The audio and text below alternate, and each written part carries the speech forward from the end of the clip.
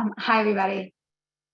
This week, we're going to be moving from the questions of free will and divine motive justice to a new topic, the topic of divine intervention and providence, questioning how and when does Hashem decide to interfere in the world, and how are we to understand the phenomenon of miracle making? There's a quote that's attributed to Einstein, and he might or might not have said it, which I think to some extent lies at the heart of our shiur, which states there are only two ways to live your life. One is as though nothing is a miracle. The other is as though everything is a miracle. Where does the Torah stand on the question? Are we supposed to be looking at the world around us as if it is totally miraculous? Or is it okay, or perhaps even preferable, to see just natural law at play? Or perhaps, are we supposed to find some happy balance between the two? Anyone that's looked at Tanakh knows that it's replete with descriptions of miracles.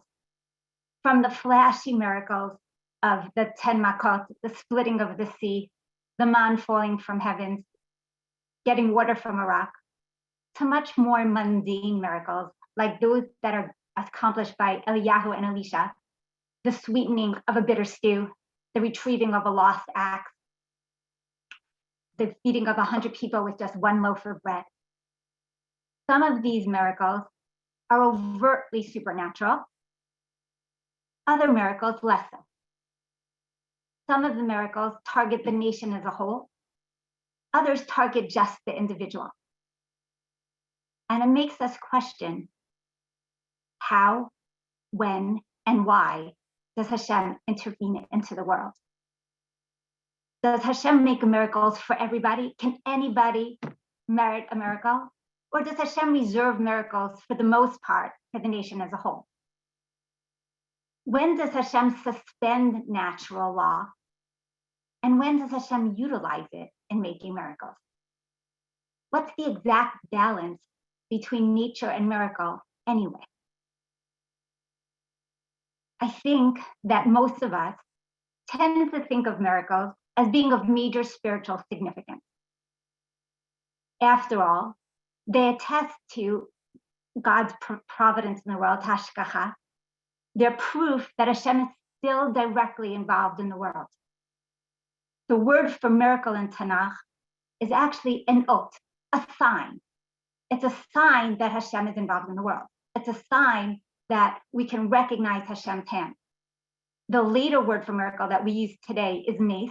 And interestingly, in Tanakh, I'll share my screen just so you could see this for a second inside. Okay. In Tanakh, the word nes means a standard, an ensign, a signal, or a sign, a banner. Okay? And if you looked in a concordance at all of the usages of it, that's exactly what it says. Put this on a nes, put this on a banner, v'nasa nes lagoyim, and you should lift up an ensign to the nations from afar. Right? So the word nes is a sign. The word for nes in Tanakh for a miracle is an ot.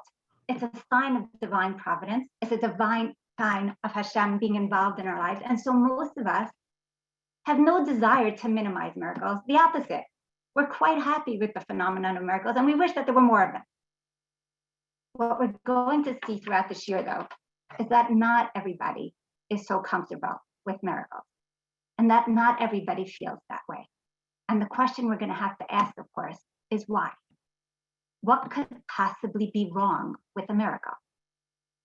So what we're going to do in the rest of this year is start by looking at two miracles in Tanakh, the miracle of the splitting of the sea and the miracle of the stopping of the sun in the time of Yehoshua, looking at an array of mifarshim, an array of commentators, some of who embellish the miracle and have no problem with it whatsoever and make it into a greater miracle than what it appears at first glance from the text, all the way to those who suggest that this event might not have been miraculous at all and is simply the working of nature. Afterwards, we're going to look at around 3 theological or philosophical issues that might lie at the heart of the debate, that might lead someone to either say no problems at all with miracles, or somebody else to say, no, miracles are not such a simple thing. So let's start with the miracle of the splitting of the sea. I'm going to share my screen again. And we'll look at the psukim inside, and then we'll look at some of the mefarshim. So the miracle is described in Shemot Yud, as you all know, where Bnei Yisrael are running away from Paro, and Hashem tells Moshe to stretch forth his hand. Vayit Moshe Yado Hayam, and Moshe puts forth his hand over the sea. Vayolech Hashem et hayam b'roch kadim azak kol halayla. And Hashem let out the sea with a mighty east wind. Vayasam et hayam l'charaba vayibaku hamayim. He makes the sea into dry land, and the waters are split. And then we're told that Bnei Yisrael come through the sea on dry land. V'hamayim lahem choma miminam u'mismalam. And the waters are for them a wall on their right and their left. For most of us, this is a very obvious miracle, a very big, obvious suspension of nature. And what we'll see is that some commentators agree and make it into an even bigger miracle. Some commentators, though, disagree. So let's start with the Midrash, okay, which suggests, here, let me move this so we can see my screen a little bit better. The Midrash embellishes our miracle, and it suggests, sorry, let me just get to that source. Okay. I apologize. Okay. So Pirkei Rabbi Eliezer tells us that this wasn't just a miracle. It wasn't just the splitting of the sea, but it was a super miracle. Bo bayom nikfu hamayim. That day the waters froze. The nasu shnei masar chalakim, and they divided into 12 different portions. Keneged shnei masar shvatim, each for one of the tribes. Va'asu chomot mayim ben shvil l'shvil, and there was a wall between each pass. Vayu ro'im elot elo. According to Pirkei Rabbi Eliezer, the sea didn't just split into one lane for all of Am Yisrael, but 12 lanes, one for each tribe. And they could see each other from one lane to another. Shemot Rabbah adds, and just in case anyone happened to be hungry, if a bat Yisrael was overet bayam ubna biyado bocha, and she has a child who's crying and saying, Ima, can I have a snack? Uposhetet yadav v'notelet tapuach o rimon mitoch hayam v'notenet lo. She goes and is able to go and grab from the trees that are growing in the yam, an apple or pomegranate to give him. And I just have a picture if anyone happens to have this children's Haggadah, my daughter has it. You can see a nice little image of this. Bnei Yisrael crossing through the yam, able to see from one lane to another, pomegranate trees, apple trees, etc. Okay, so the Midrash totally embellishes our miracle, adding lanes, adding fruit trees, all things that are not in the text. Other people, though, suggest that maybe the miracle of Kriyat Yam Suf was a miracle mixed with nature. And so Shadal Shmuel David Luzzatto, a 19th century Italian commentator, tells us, Kriyat Yam Suf, lefi shehi mesuperet b'Torah, hayta ma'aseh nisim mu'urav im ha'inyanim hatiliyim. Says the splitting of the sea is told in the Torah is a miracle mixed with natural matters. Sharei im lo haya hakel rotzeh l'shtamesh klal b'kochot hatava. He says, and proof is that Hashem wanted to utilize the forces of nature. Ruach kadim azal lama. If not, why does the text go out of its way to tell us that there was a ruach kadim azal, there was a strong east wind that Hashem brought all night long? Apparently, Hashem was utilizing that east wind, something in nature, in order to create this miracle. And he tells us that he quotes a theologian named Clericus that suggests that when Bnei Yisrael crossed through Yam Suf, they did so toward the northern edge near the Suez, and they did so b'sha'ah shehu chozer la'achor u'mimav chasidim. They did so at the turning of the tide when the waters were waning.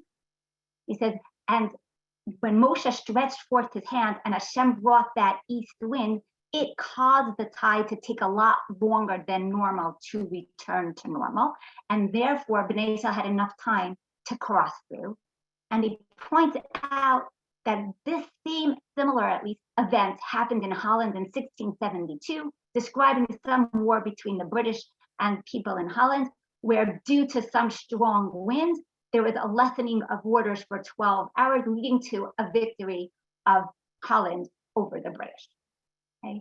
So here, Shadal's noting that the text itself suggests that this miracle wasn't purely miraculous, but it was a miracle mixed with nature. Okay. Just so you should know, I'm not going to read the next source. People are welcome to look at it inside. Yosef Brzlavi, a modern Choker, talks about the splitting of the Jordan in a similar way, suggesting it too might have been a totally natural phenomenon, which also was attested to other times in history, pointing out that the Jordan didn't only split in the time of Yoshua. We have attestations to the Jordan drying up from a certain point and down in 1546 due to some type of an earthquake, which led to a buildup of debris, creating a dam, which then dried up the river below, and again suggesting perhaps that's what happened when Bnei Israel crossed the Yarden. So already here we see some people embellish our miracles. Some people suggest it's a miracle mixed with nature, and others suggest perhaps it was a totally natural phenomenon. Moving to our second case, we're going to see a very similar spectrum. Did the sun really stand still? So again, in Yoshua Perek Yud, we're told that Yoshua is fighting against the Knanim, one of the battles against the Knanim, and presumably, in order to ensure that the Canaanites aren't able to make it back to their walled cities before he finishes the victory, he asked Hashem, could you please extend the day? That will have more light hours to fight so that we can have a total victory before they're able to escape back to their walled cities, because once they go back to their walled cities, war is going to be much more difficult because they'll hide behind them and they won't come out again. And so what did Yehoshua say? So let's share the screen and read the psukim inside. How do I minimize this? I don't know. Here. Okay. As Yidaber Yoshua Hashem, then Yoshua says to Hashem, on this day that Hashem was delivering the Amorites before Bnei Israel. He asked Hashem, sun stand still in Givon and the moon in the valley of Ayalon. And then we're told that's exactly what happened. And the sun stood still and the moon stayed until the nation avenged themselves of their enemy. Here too, a lot of people either embellish this miracle or lessen it. So let's look again at an array of Mefarshim on the topic. So Pirkei Rabbi Eliezer suggests that this miracle was not just the stopping of the sun for a few hours, but for a full 36 hours.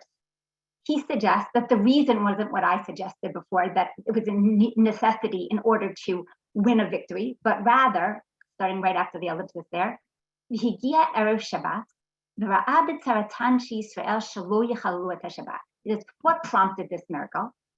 It was Erev Shabbos, and Bnei Israel didn't want to fight over Shabbos. So he asked Hashem, could you extend the day so Bnei Israel won't have to fight over Shabbos? For 36 hours, the sun and the moon stood still. So here again, Pirkei Rabbi Eliezer is totally embellishing our miracle. One, by minimizing the need, and two, by saying this isn't just a few hours, but a full 36 hours. Others aren't so comfortable with that. And I'm going to read you a conversation that Ibn Balaam, an 11th century Andalusian commentator, has or relays with another contemporary of his, Ibn Jakatila. And he tells us, Ibn Jakatila ma'amin she'Hashem lo amda. Says, this commentator, Ibn Jakatila, doesn't believe that the sun ever stopped. Ela she'tachzir bilvad nish'ar. What does he believe? That the reflection of the sun remained even though the sun had set. So he says, Panachat shalti. One day I asked him, Ha'im ha'tachzir hu'inenu tutza'a miguf ha'korim roshem zeh dahainu Hashem. She says, I don't get it. Isn't the reflection simply a result of the thing that causes that reflection, meaning the sun? And if the sun isn't there, then how is it possible that there's a reflection? He says,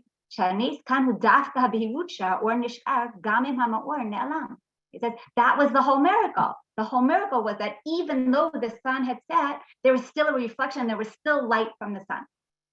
So Ibn Balaam is not understanding this. He's like, Ibn Jakatila, if you're willing to say that there was a miracle, then why don't you just mention the miracle that was in the pasuk? Why are you changing the miracle that was in the pasuk?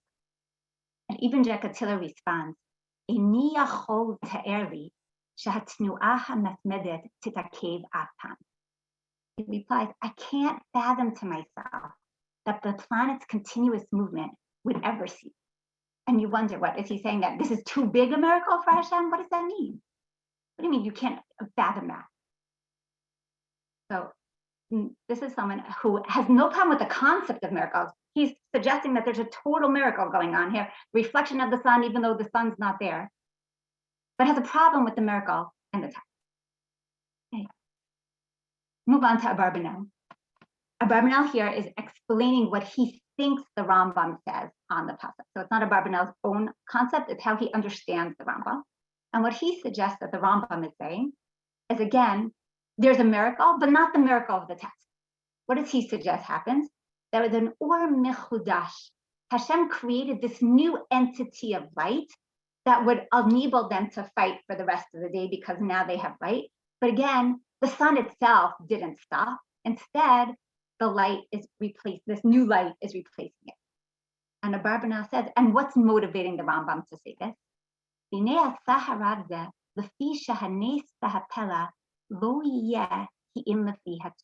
says, what I think is motivating the Rambam is the concept that miracles and wonders have to be in proportion to the needs that require them. And the idea of wreaking havoc with the entire solar system, he says, is totally disproportionate to the need. Instead, he says, yes, there was a more minor miracle proportionate to the needs of the people at the time. Okay? Moving down in our spectrum, I have a next opinion that doesn't just minimize the miracle, but suggests that this is really nature at play.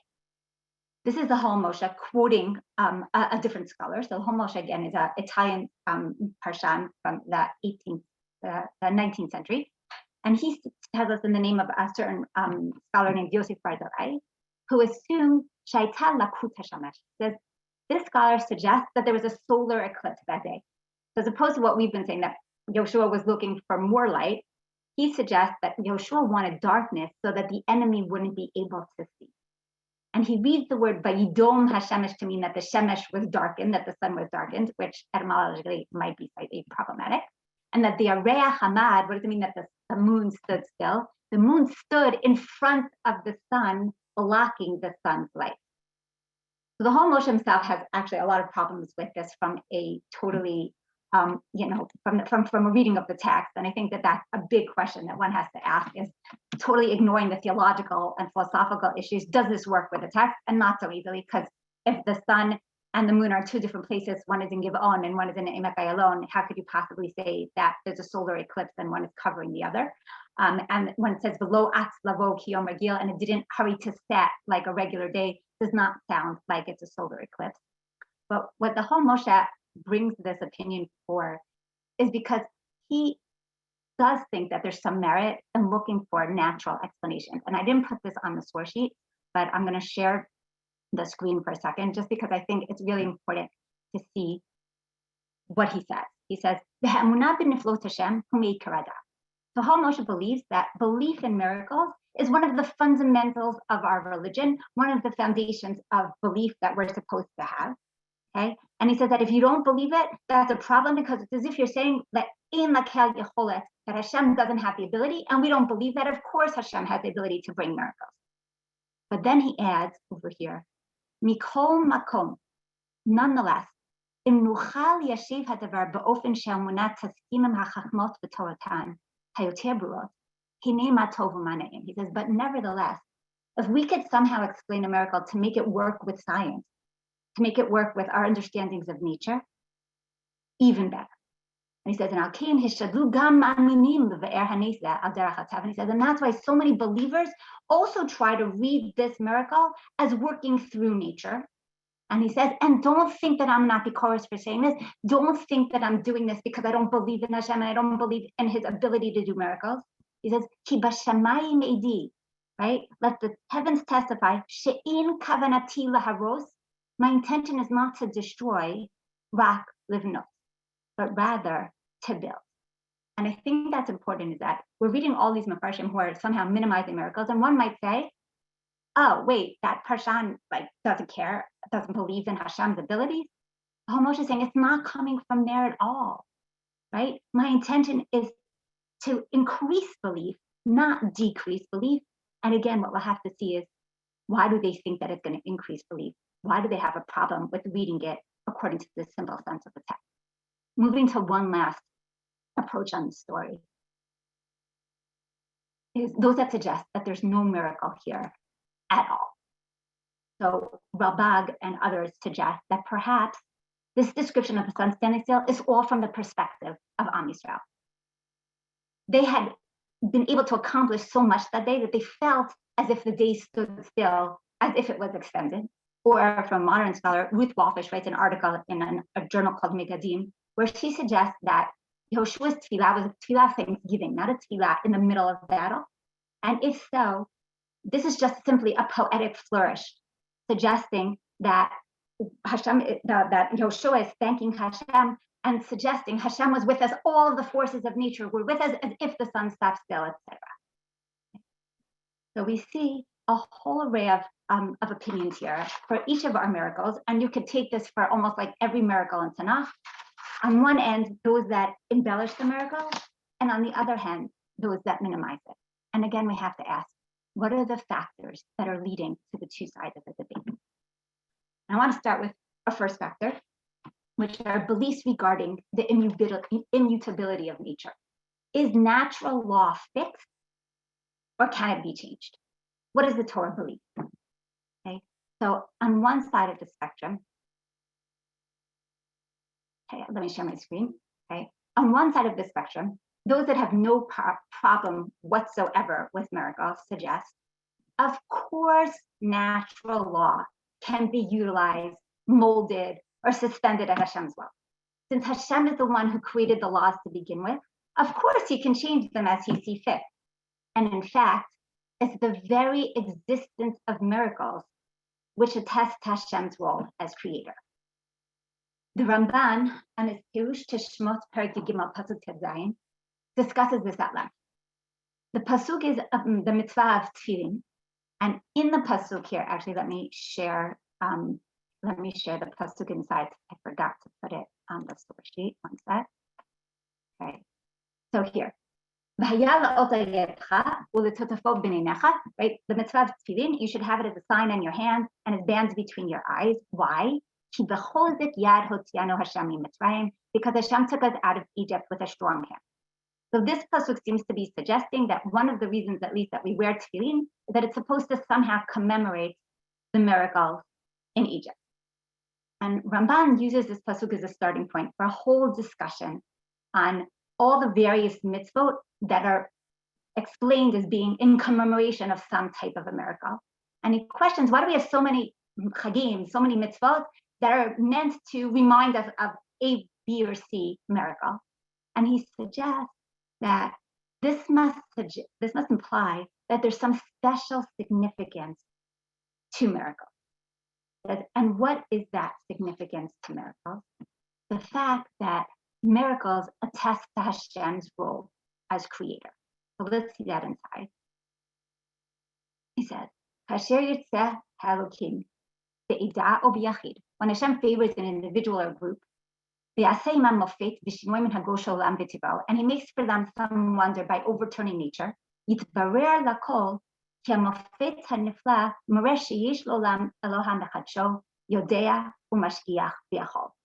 That wonder attests to the fact that Hashem was the original creator, because only the original creator can overturn nature. He's all-knowing, he's providential, and he's all-capable. And just so you should know, the Ramban talks about this in another, I think, interesting avenue, in talking about the differences between the Aseret HaDibrot in Shmot and in Dvarim. He notes that there's a different reason given for keeping Shabbat.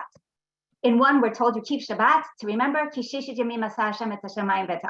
Hashem is a creator. And the other one, what's the reason given for keeping Shabbat? It's supposed to attest to the miracles of Yetziat Mitzrayim. And Ramban says, this isn't a contradiction. This is one and the same. Because the miracles of Yetziat Mitzrayim, the fact that Hashem was able to overturn nature during Yetziat Mitzrayim, is proof that Hashem created the world. And so really, both versions of the Aser HaDibot are giving the exact same reason. The mitzvah Shabbat is attestation of the fact that Hashem is creator. Overturning nature, creating miracles, is attestation that Hashem is a creator. The Ramban then discusses this further, and he points out that in the world and in the Torah, you don't only have those overt, very obvious supernatural miracles, but we also have a lot of what he calls hidden miracles. Miracles that you can mistake for being natural events. And he points out, for example, every day we say in the Shema that if we keep the mitzvah, what's going to happen? Rain is going to come down. And he says, if you think about it then, every time that there's rain, that is a supernatural phenomenon. Why? Because we're saying that what's the reason that rain is coming? Rain is coming as a direct result of my action, not because of the climate, not because of anything else, but rather because this is how Hashem is intervening in the world to make sure that I get my reward for having done my mitzvah. And if so, he says, then almost everything that's going on in the world is a direct result of divine intervention and is miraculous, to the extent that one might say that there's really no such thing as natural law at all. And just to see that in the Ramban inside, let me share. So the Ramban says, and from those great open miracles, Adam modeh b'nisim hanisarim, we can learn about also the hidden miracles, shehem yesod haTorah kula, which constitute the foundation of the entire Torah. She'ein la'adam chelek b'Torat Moshe Rabbeinu, ad she'ya'amin shekol dvareinu mikrenu kulam nisim, ein behem teva u'minhago shel olam. He says that one must come to the conclusion that every single thing, all of the words, and all of the events in the world are miraculous. There being no natural or customary way of the world in them. Everything is really miraculous. There's no such thing really as natural law, because everything that happens is a direct result of Hashem's intervention in the world. There's a beautiful story in the Gemara and Tanit, which I think gets across the same main idea. And it talks about Rabbi Hanina ben Dosa and his daughter. So Rabbi Hanina ben Dosa in the Gemara is sort of known as this miracle maker. And we're told, Chad Be'Shimshei, one Shabbat evening, Rabbi Hanina ben Dosa sees his daughter that she's sad. And he asks her, why are you so sad? And she answers, Kli shel chometz nitchalef li b'chli shel shemen. She said, by accident, I mixed up and confused a vessel of vinegar with a vessel of oil. V'hidlakti mimenu or l'Shabbat, and I went and I lit the candles for Shabbat with my vinegar. Amar le, biti, he says to her, my daughter, ma'ach patlach, what are you so worried about? What are you so concerned about? Mi sha'amar l'shemen v'yidlok, hu yomar l'chometz v'yidlok. He says, he who told the oil to burn can just as easily tell the vinegar that it should burn. Says, you think that vinegar burning is a miracle? Vinegar burning is no greater a miracle than the fact that oil can burn. Everything in the world is a miracle. The fact that there are flowers outside is a miracle. The fact that the world runs as it does is a miracle. That line between nature and miracle, he says, doesn't really exist. If you could say that oil can burn, you could just as easily say that vinegar can burn.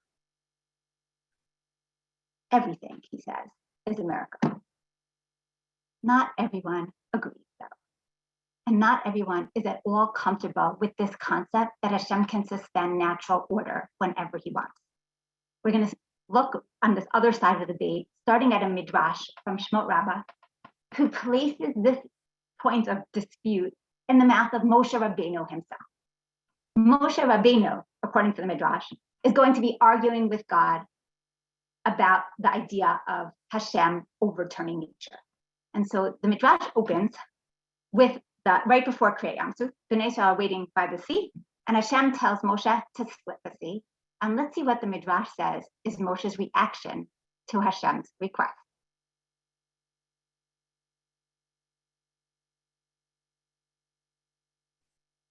So in Shemot Rabbah, on the pasuk that we were looking at beforehand, we're told, Bata haremet matcha, go and lift forth your staff.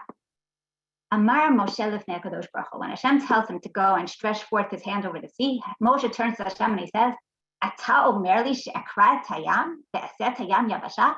Are you telling me that I should split the sea and I should turn the waters into dry land? Right? Bnei Israel are waiting with the Mitzrayim right behind them, right? The Egyptians are running after them. Hashem saying, I have a solution to the problem. I'm going to split the sea. And Moshe sits there and argues with God, according to the Midrash, telling Hashem, are you really going to split the sea? But what's Moshe bothered by? V'haktiv, asher samti chol gvulayam. In Yirmiyah, we have a pasuk that says that Hashem made the sands a border for the oceans.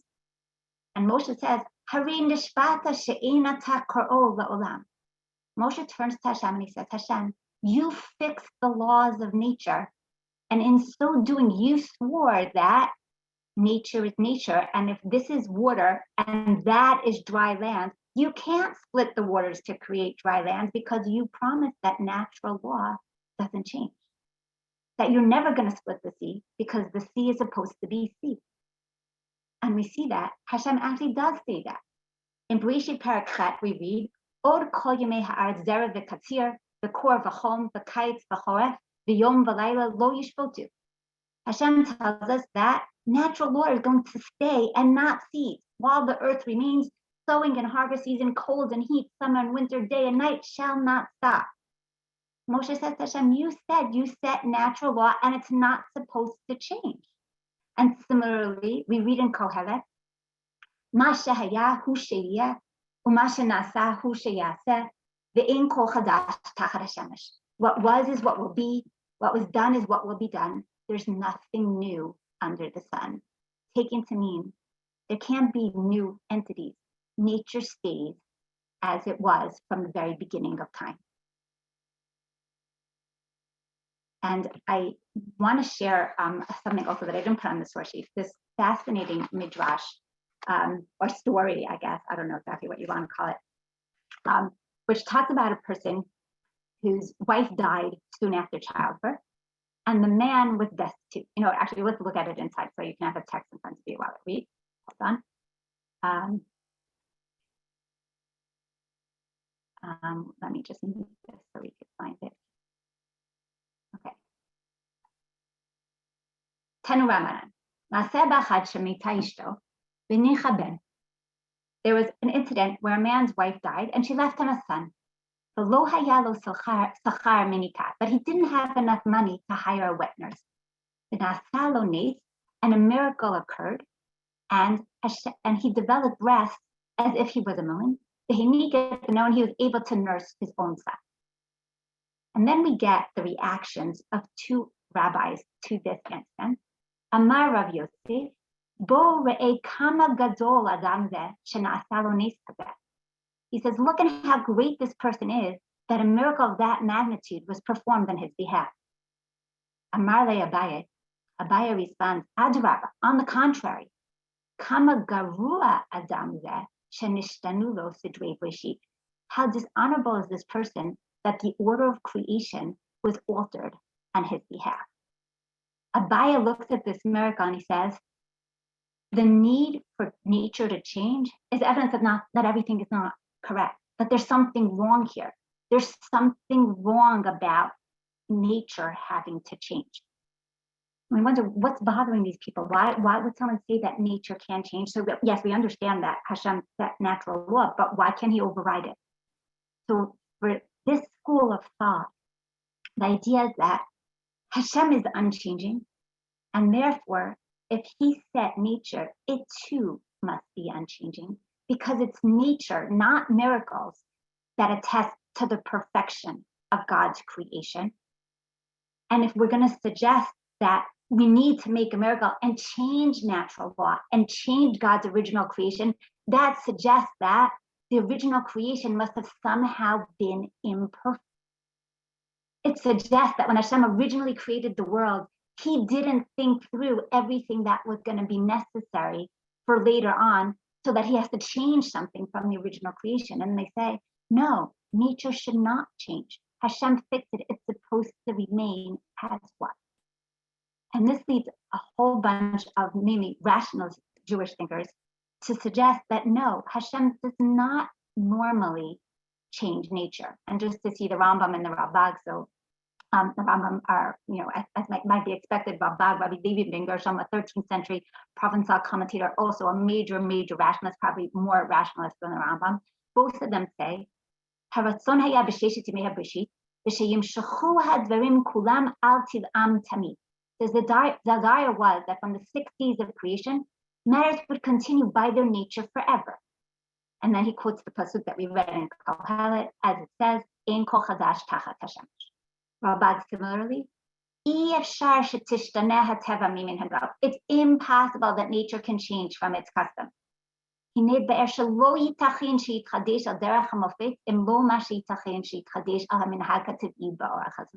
It's not logical that something can be created by a miracle unless it could be created in a natural way over time. And so one wonders, do the Rambam and the Rambag not allow for miracles at all? Do they say the fact that nature is not supposed to be changing means that there's never a time that God can intervene and create a miracle? So they definitely both minimize miracles.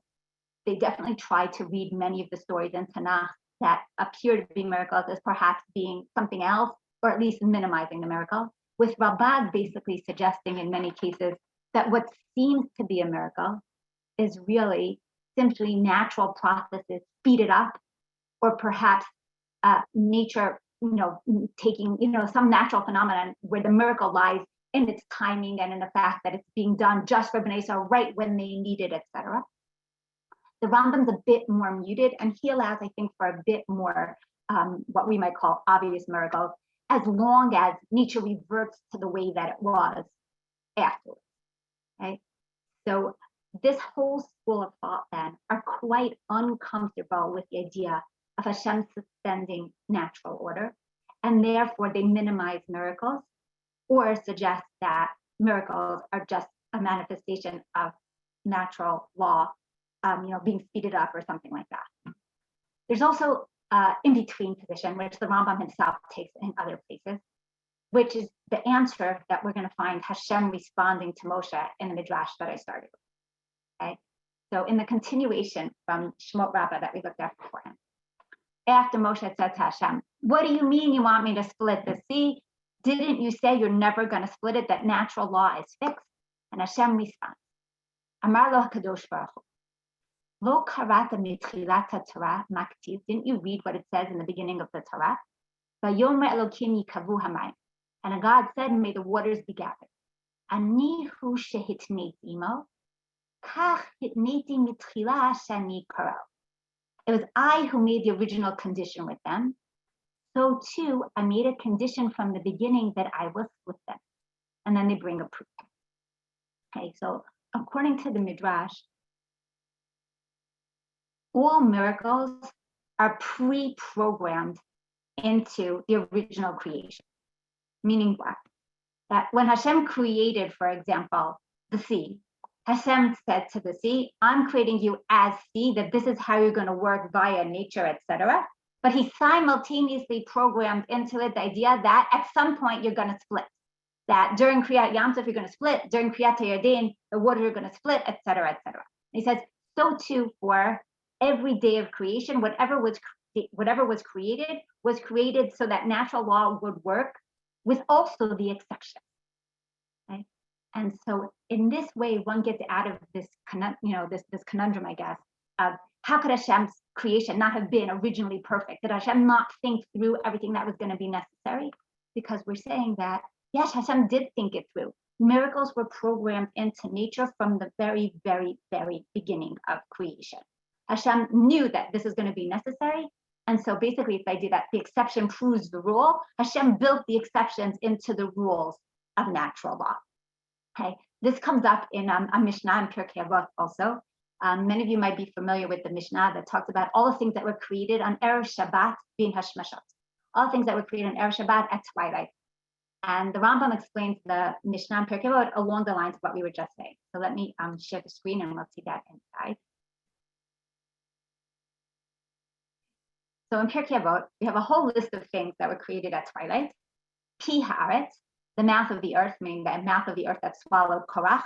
Pi ha'be'er, the well that gave mayim, that gave water to Bnei Israel in the desert. Pi ha'aton, the donkey of Bilam's mouth that was able to talk back to Bilam. Hakeshet, the rainbow. Haman, the man. Hamateh, the staff through which Moshe does all the miracles. Hashemir, the idea of that worm that was going to split the rocks that are going to be used for the Beit HaMikdash, etc. And then other people add other things along the line. And a lot of people question, what's the common denominator between all these different things? Why were they all created, bin hashmashot? Why were they all created at twilight, right before the first Shabbat of creation? And so many suggest the common denominator seems to be that these are all miracles. And what the Rambam says is, so why were they all created at twilight, the Erev Shabbat? He says, most miracles were programmed into each individual day of creation. There's some that didn't fit. And so all those extra miracles that didn't fit nicely into one of the days of creation to be the exception to the rule of that day of creation were created at twilight of Erev Shabbat. And again, it cuts us out of this sort of oxymoron of you need miracles, but at the same time, you don't want nature to change. And so what do we say? They were pre-programmed into nature from the very beginning. That's our first theological issue that leads some to minimize miracles and others to embellish them. Questions or thoughts until now before we look at the second theological issue? Okay, so let's then move into our second issue. The second issue is the issue of different beliefs regarding divine providence. To what extent do we think, oh, sorry, Jennifer, I didn't see. If you raise your hand, I'm sorry, you must have been on the other screen. So sorry, Jennifer, yeah, I was just, this is just, oh, you're just such a magnificent teacher. Thank you, thank you, thank you. This just reminds me, especially the last couple of midrashim, that I think it was Stephen Hawking, I'm not sure, but somebody way up there like that said that for the universe to be boundless, that everything's equal and opposite. Maybe it doesn't have to be equal, but its opposite must exist, because eventually if you're headed in only one direction, it's going to run out. So this idea of the sea, he creates the waters, but then the opposite is almost implied, that he can then part the waters. So it's interesting. Yeah. So that's an interesting formulation of the same idea. Nice. Mm-hmm. Okay. Can I just say something? I don't understand why the midrash needed to embellish the miracles. Like, to me, that's so silly. To say that there were 12 lanes and that there were, I don't think it's a pretty midrash at all. I just think it sounds ridiculous. Okay, and, so that's it makes me very, very annoyed with the rabbis I mean, wasn't that a miracle enough without them having to add all this silly nonsense into it? I mean, obviously, again, I don't know. It just, okay, so the truth is, I mean, so obviously there's a reason that we're having, an array of opinions out there as to how to view miracles. I think people that are on that side of the embellishing of the miracle is coming from a point of looking at these miracles as being attestations of divine providence and of being a special spiritual significance. And so the more you embellish the miracle, the more you're saying and showing God's providence, God's abilities, God's capabilities. And if the whole point of the miracle is to teach people about Hashem, you want to present Hashem as doing the utmost that Hashem could do. So I think that's where it's coming from. In some cases, it might be, and in the case that I've read, I'm not so sure there's a textual hook. It could be that in some of the other cases, there's some textual hook that someone is touching upon. Again, I don't know if in the case that we looked at, that one is going to be able to find the textual hook for there being like fruit trees in the middle of the sea. But again, I think it's coming from a very strong desire to make a miracle an attestation of Hashem's strength. And if so, you want to do that to the largest degree possible. Okay. And it's not meant to be is this issue literally. You don't have to take midrashim literally. For sure, that's what I'm saying, right? So I don't think the Midrash's point is to say that there were actual trees as much as showing the strength and capabilities of God, right? And that's 100%, right? That many Midrashim might have a message, and it might not be, whether it's historical truth that someone was able to develop breath or not is much more the message that lies behind that story. Okay, so our second issue is, to what extent is the world run by divine providence and hashgacha pratit, where every single thing. One more question. I'm sorry, what? I think you have one more question before we go on. Okay, so the truth is, I think I'm looking at the time. We're gonna hold that the next question, I apologize, to the end, because otherwise we're gonna miss like 2 important points, I think. Okay, so to what extent do we think that the world is run by hashgacha pratit, by individual divine providence, that Hashem guides everything in the world? To what extent do we say that there's room for happenstance, for chance, for Hashem not to be running every single thing directly? So here too, we have an entire spectrum, and I'm not going to nearly touch on all the different variations of the opinions out there, but I want to show basically 2 main sides. So again, let me share the screen. Okay.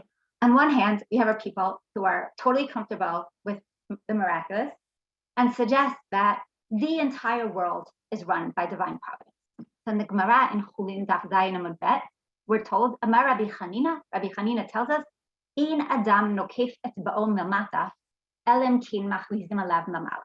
Rabbi Chanina says, a person injures his finger below only if they declare about him on high. You're not going to injure your finger unless Hashem is actively making you injure your finger. Hearing this from a much later source, Pinchas of Koretz, a Hasidic master, a Talmid of the Besh of the Baal Shem Tov, says in very, very, I think, explicit language, a man should believe that even a piece of straw that lies on the ground does so at the decree of God. He decrees that it should lie there with one end facing this way and the other one facing the other way. Every single thing in earth is a direct result of Hashem's decrees and will, to the extent that if a piece of straw is lying to the right or to the left, that's because Hashem wanted to be exactly where it was. Okay, the Ramban, that from the one that we looked at earlier, we talked about the idea that if you believe in a system of reward and punishment, that rain is coming because I was good or rain is not coming because I was bad. He says that idea leads one to the conclusion that there has to be constant divine intervention in the world, because otherwise, how could you have reward and punishment? Right? If Hashem is not constantly intervening to provide you with reward and punishment, then you're not going to have reward and punishment. That doesn't happen by chance. Okay? And so he says, like we saw beforehand, that even seemingly natural events are in fact hidden miracles and attestations of divine providence. Okay? That's one side. That, yes, everything in the world is a direct result of God's decrees, of God's intervention. Hashem is constantly intervening in the world. There's constant hashgacha pratit for everybody. As above, not everyone is so comfortable with this. And the Rambam asks, I think, a very, very important question on this approach to divine providence. And he says, in the Moreh Nevuchim, he goes through different understandings of divine providence. What we just said is his third approach that he brings there. And he says, the third opinion is those who say that there's no chance at all. So he says,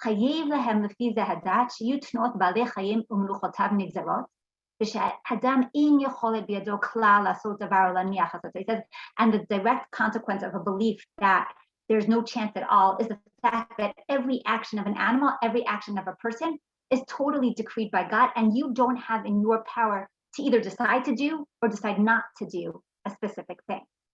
And he says, but if that's what you're going to say, we have a big problem, because what then happens to free will? Right? If God's directing every action of mine, I don't really have free will. And not only that, what's the point of the Torah? Because if Hashem is going to be dictating that I do X or I do Y, then why did he bother giving me a Torah if I don't have the ability to either do what's commanded or refrain as commanded, because every action of mine is guided by Hashem? So this leads to many people suggesting that maybe Hashem does not run his world by constant divine providence. And the second question, which I think goes along with what we just said, is if you take Hashem to be totally good and totally ethical, and you then say that everything that on earth happens because of his will and by his hand, then how do you explain how and why evil exists in the world. And so this leads to a whole nother school of thought that says, no, the world is not generally run by divine providence, but rather by nature. And Hashem intervenes in the world, but not all the time, and not for everyone, and not for everyone equally. Okay, so this approach is again taken by a lot of our rationalists and a lot of actually Jewish thinkers. The Rambam, the Ramban actually even himself and other sources, which is a big question how to, basically reconcile the different sources in the Ramban. But we'll look at the Rambam. I actually should have put this on a different order in the source sheet because the Rambam comes before the Ran. But the Rambam says his understanding of how Hashgacha works, of how divine providence works, is that divine providence is in direct correlation to the perfection of man's human intellect. Okay, so I'm oversimplifying, just warning you. This is total oversimplification of the Rambam. But what he basically says is that the more a person has perfected himself, and specifically his intellect, the more quote unquote in line with Hashem he's going to be, and with like the divine overflow, and therefore he'll get more divine providence. The Ran says it's in, I think, a way that might speak to people better. He says that generally the world is run by nature, in his words, by the astrological system, but for moderns, I think we would say by nature. But Hashem has the ability to overturn nature when he wants. And when is it that he wants to? When will Hashem intervene in the world? When will Hashem have hashgacha pratit? According to somebody's deeds. If you do avodat Hashem and you fill your life with mitzvot, the more you do that, the more you'll deserve and merit divine intervention. But he says, if you don't deserve divine intervention because you don't have enough merits, well then yes, nature might run its course. And for example, that would explain Sadiq Varalo, because sometimes you don't merit a miracle for Hashem to stop some natural disaster from coming, and therefore you'll get caught up in the natural disaster. So for this whole school of thought then, most of the time, the world is run by nature. Not all of the time, but most of the time. And so if a person doesn't deserve a miracle, and you see a miracle happening in Tanakh, for example, you might decide that I want to reread that miracle as being much more natural than miraculous. Okay? And you'll be much more loath to suggest that everything is a miracle, because that's not how you think the world works. The world is generally run by nature. Okay. The Ramban has an actually interesting approach, again, that doesn't totally work with what we said beforehand, but he suggests that so he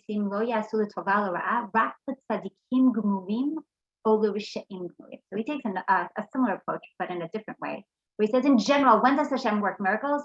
For the nation as a whole.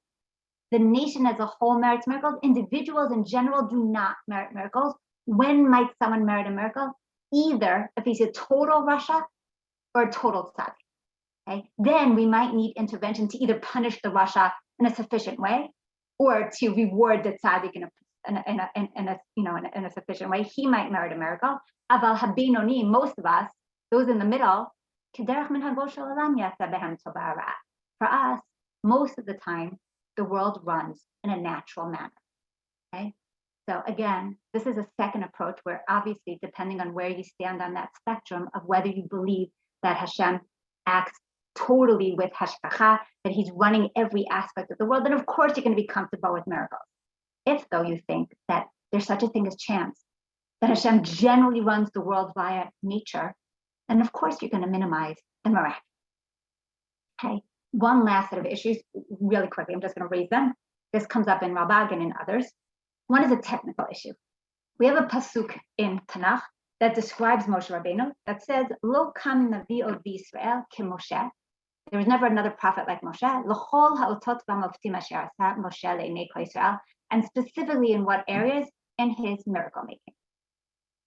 This pasuk leads some to minimize miracles, not because of major theological issues, but because if you see a miracle that seems to be greater than any of the miracles that Moshe did, for example, perhaps wreaking havoc with the solar system and having the sun stand still, or someone reviving the dead, both miracles which seem perhaps to be bigger than the miracles of, for example, bringing the Makot or splitting the sea, then you might feel the need to make sure that this pasuk is true, that no one rivaled Moshe. You might say, we must be reading that miracle wrong. It must be a more minimal miracle than we thought. Second, and this came up in the Barbanel beforehand, the idea of disproportionate miracles. According to Rabbah, according to Barbanel, when does Hashem bring a miracle? As needed. That need might be physical, for like the physical survival and victory in war or something, or spiritual, in order to gain people belief in God. He says, but a miracle has to be directly proportionate to the need, which prompts it. And so if a miracle seems to not fit the need or the benefit that it provides, then you're going to reread that miracle. So just to give you an example, in this week's Parsha, we read about Eshet Lot, Mrs. Lot, that looked back, and then we're told that Tihi Netziv Melech, and she turns into a pillar of salt. So Rabbah says that's not proportionate. What do we need her to turn into a pillar of salt for, right? You want to punish her, punish her. You don't have to make a miracle to punish her, right? There's absolutely no need for it. So how did he read that pasuk? That she looked back, that Tihi, the land of Sodom, was a Netziv Melech. What did she see when she turned around? That the land of Sodom had turned into a pillar of salt or a mound of salt due to the devastation. Okay, just another variation of that, which is also interesting. Rav Yosef B'Choshwer there also suggests that we're not talking about a miracle, but that she looked back. What does that mean? That she tarried, right? That she delayed. The reason she wasn't supposed to look back was because if you keep on looking back, you're not going to get far enough away from the city. You're going to get caught up in the devastation that's occurring in the city. And so she became a mound of salt. Not that she miraculously morphed into a mound of salt, but she got caught up in the devastation of the city. And she was covered with salt, like everybody else was covered with, whatever was raining down from Shemayim, and that's her punishment. So again, one's going to reread miracles if you believe that miracles come according to the need that drives them, be it spiritual or physical, and you see a miracle that doesn't make sense according to that, you're going to reread it and minimize it or suggest that it's not a miracle at all. So we've seen this whole spectrum, those that embellish, those that minimize, with basically 3 or 4 theological issues that are guiding the debate. One being, what are your beliefs about whether nature and natural law is fixed? 2, what are your beliefs about divine providence? To what extent does Hashem always run every aspect of the world? 3, what is the proportionality between miracle and the need for that miracle? And then finally, the more technical question of the superiority of Moshe's miracle. I want to end just where we began, with that quote from Einstein. I really shouldn't be giving Einstein the last word, but whatever, where he questions, right, should you live your life as if nothing is a miracle? And obviously we have, this debate between our commentators, but I think that within our commentators, they're actually both coming, meaning both sides of the debate are not as far apart as far as what the spiritual significance of what we're saying is going on. Those that say, yes, live your life as if everything a miracle, what are they saying? Look and see Yad Hashem and everything. Those that are saying, no, we don't want to, we don't want to ignore natural law, but they're coming from the very same point, because what does natural law do? Natural law for them attests to Yad Hashem. Natural law is how we see Yad Hashem in the world. And so according to both sides of the debate, what you really should be doing is looking and living your life with a desire to see Yad Hashem, be it in miracle or in nature. Okay. So our time's up. Anyone that wants to stay on and ask a couple questions, please feel free. Yeah, okay? Raise your hand or just call out, because I can't see everybody on the screen. I want to ask you a question. Sure. Regarding Lot's wife, are there 2 contradictory interpretations? One is that she saw that she do me a favor, say that again, because you're breaking up on me. I want to know about your interpretation of Lot, what happened to Lot's wife. Am I right in saying that there are contradictory explanations? One, that she understood why Sodom had turned into salt, and the other one is that she was destroyed just like the salt. Is that what you said? No.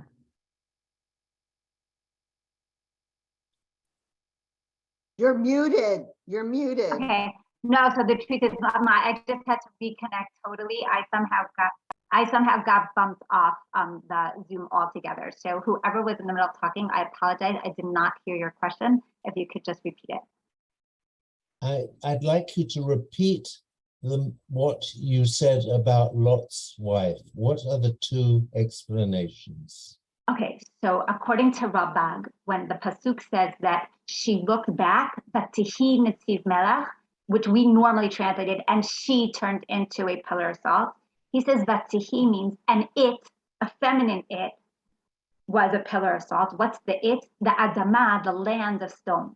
When she looked back, she saw that Vatihi Netziv Melech, that the land of stone had turned into a mound of salt, and that the pasuk is not saying anything about Lot's wife getting punched. That was one explanation.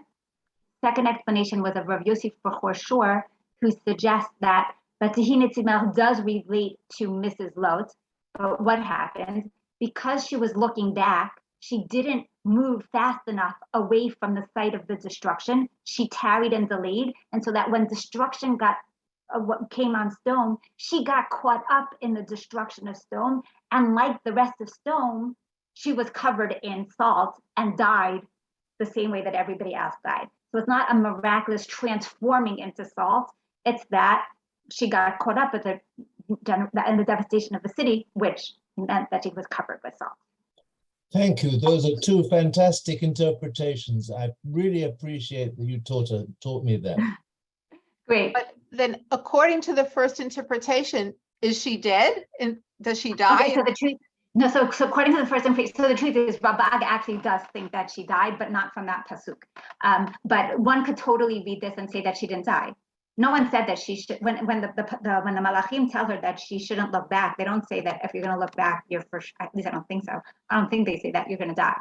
And it's or if they're suggesting they're going to die, you're going to die because you're going to get caught up in the city, not as a punishment for looking back. In other words, the Malachim are giving good advice, not a prohibition. I'm just thinking that the whole story of Lot and his daughters wouldn't happen if he still had his wife. Right. So that's why most people do think that she died. Right. So whether or not it's a punishment or a natural consequence of tarrying, it makes sense. She doesn't seem to be in the rest of the story. Presumably she's not there. And if she's not there, one explanation is, well, she must have died.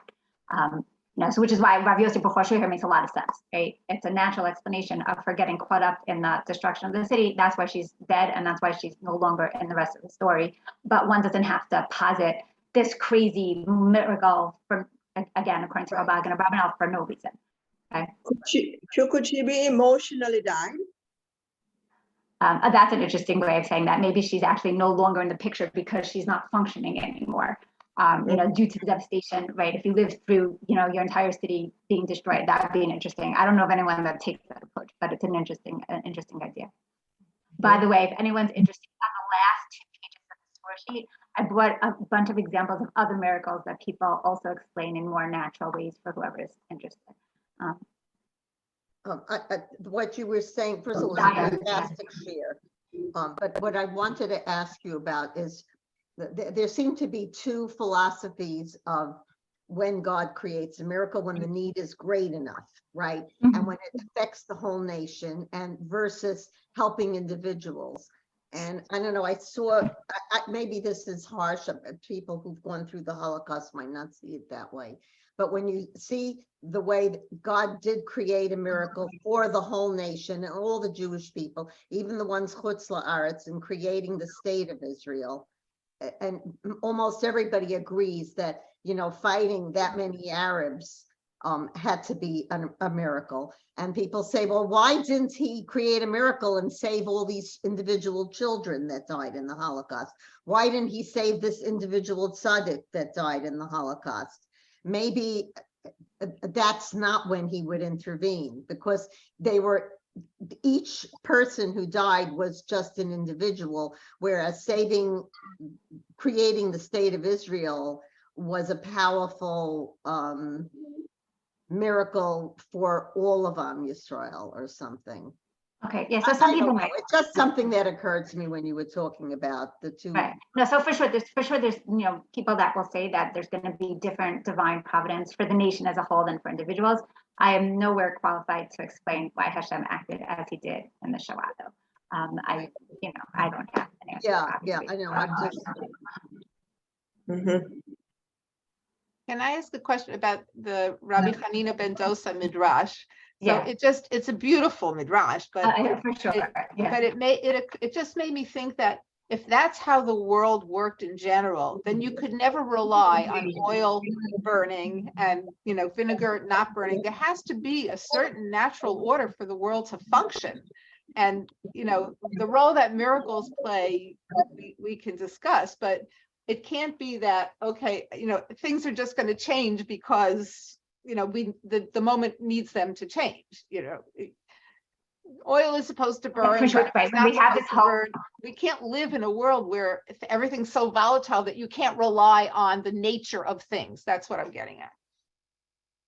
For sure, right, and that's why we have that whole concept of ein somchim al hanes, right? That we don't rely on miracles, right? Even someone who thinks that miracles happen all the time might not suggest that you live your life assuming that if I close my eyes and cross a major highway, that nothing's going to happen to me. No, because we assume that miracles might not happen, even if they can happen, they don't happen all the time, right? And Rabbi Hanina is more, I think, like we said before, and obviously teaching the lesson of recognize the miraculous nature of nature, more than I think saying rely on it.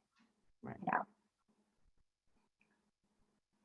Thank you, everybody. I want to ask you one other thing. Would you say that both approaches to miracles are Elu ve'elu divrei Elokim? I mean, can you be Jewish and believe in either one? Well, looking at all the people that are much, much greater scholars than me that take each side, I think you have Amni V'Smoch. You definitely have someone to rely on both sides of the debate. Rambam versus the Ramban are pretty big pillars to be hanging on. Right. Yeah. I don't think we can actually depend on miracles to exist. I mean, once you enter the land of Israel, we had to work with the land to eat. When we were in the desert, it was different. There were miracles, but once we became independent, so spiritually, we had to work. So just to say we're going to believe in miracles, of course, miracles happen constantly, but we can't depend on just living by miracles. We have to be a part of the whole process. For sure, and the Nitziv Naftali Tzvi Yehuda Berliner in his Perush on the Midbar says, to some extent, what you were just saying, that there might be a divide between the time of the wilderness and then moving into Eretz Yisrael, where Hashem slowly weaned the people away from a total supernatural existence that existed in the desert to relying on nature when we got into Eretz Yisrael. Mhm. Yeah, so if you look at his introduction to Sefer B'Midbar, you'll see a discussion. Thank you so much. Thank you so much, everybody. See you next week. Thank you. Bye-bye. Very provocative. Thank you. Thanks. Thank you. Bye-bye.